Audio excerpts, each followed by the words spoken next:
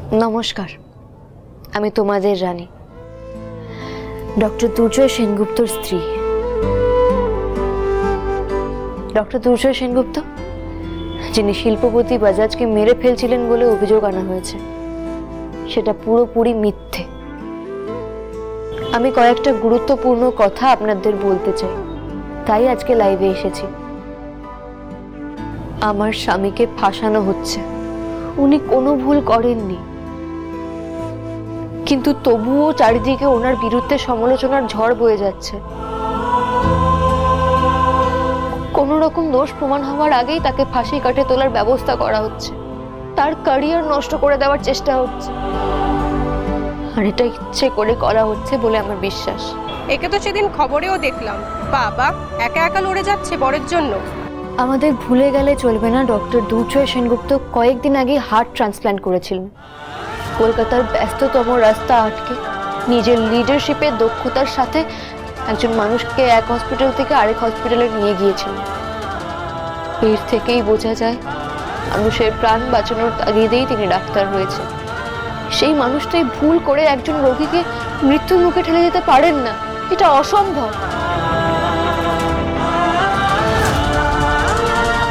যারা ডক্টর দুর্জয় সেনগুপ্তকে খারাপ ডক্টর ভাবছে, আমি আশা রাখব তাদের এই ভুল ধারণার পরিবর্তন হবে।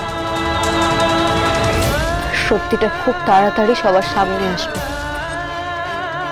যে বা যারা এই ঘটনাটার সাথে যুক্ত, তারা খুব শিগগিরই ধরা পড়বে। এখন তো ওরকম বলবে, নিজের হাজবেন্ড না। এই ডাক্তার তো সেদিন ওর বউকে কলেজ থেকে বের করে নিয়ে গেল, আজ সেই বই ওর হয়ে কথা বলছে। লোকটাকে কিন্তু ভাগ্যবান বলতে হবে, বলো। রানী মেয়েটা কিন্তু খুব ভালো, ও কি মিথ্যে কথা বলতে পারে?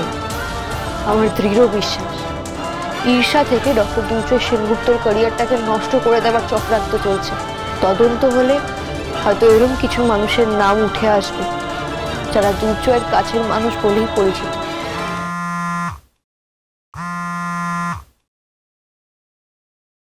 হ্যাঁ ভাই বল। দিদি ভাই, সোশ্যাল মিডিয়াতে দেখ, রানী লাইভ এসেছে।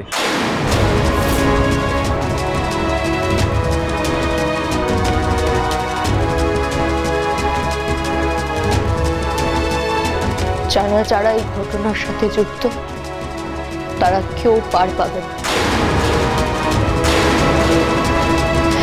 সবার উপযুক্ত শাস্তি হবে। আমি আমার স্বামীর পাশে আছি।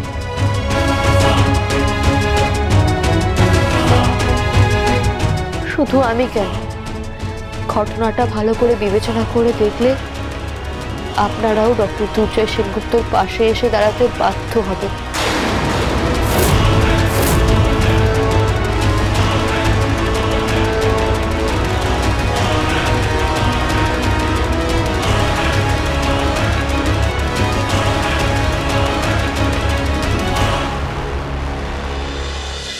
তোমাদের রানী সোম থেকে রবি প্রতিদিন সন্ধ্যে ৬টায় স্টার জলসায় ও ডিজনি প্লাস হটস্টারে।